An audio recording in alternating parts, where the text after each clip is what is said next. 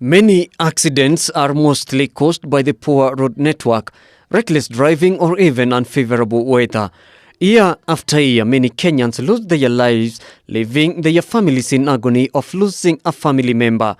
2021 was a year full of fatal incidences.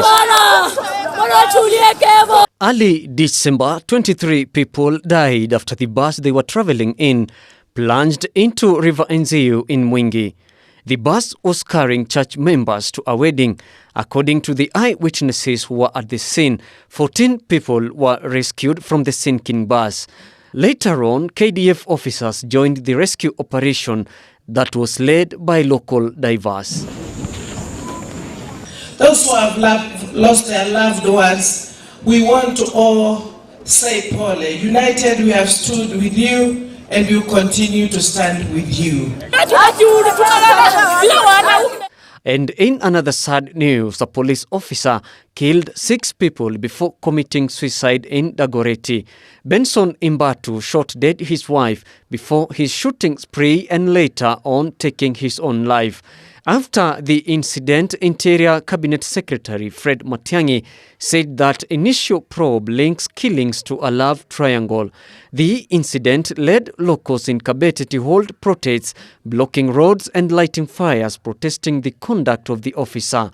Deceased officer was under IPOA probe for killing a person.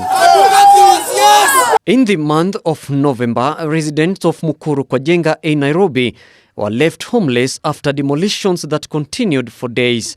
Mukuru dwellers said demolitions were started without being given a chance to salvage their property. The demolitions were aimed at enabling construction of over 52 feeder roads within the slum. Locals have since called on the government to step in, claiming that some tycoons are behind the evictions. 3 miners were rescued alive from a Bimbo gold mine in Siaya. One survivor says he was kept alive by hope to see his family. These survivors revealed about the 6 days of horror beneath the rubble.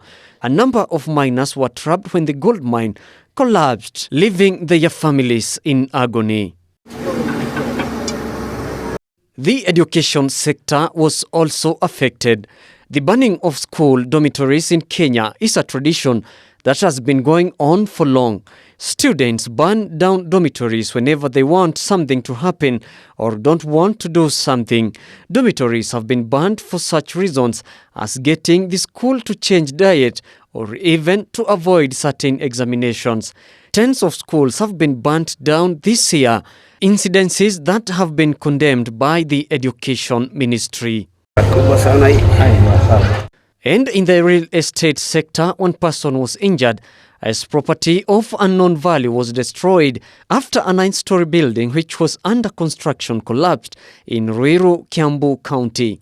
The incident left neighboring residents in panic, with relevant authorities looking to establish the exact cause of the incident. Also, this year has seen about 2 million Kenyans facing starvation in a long-lasting drought that has affected harvest and food production.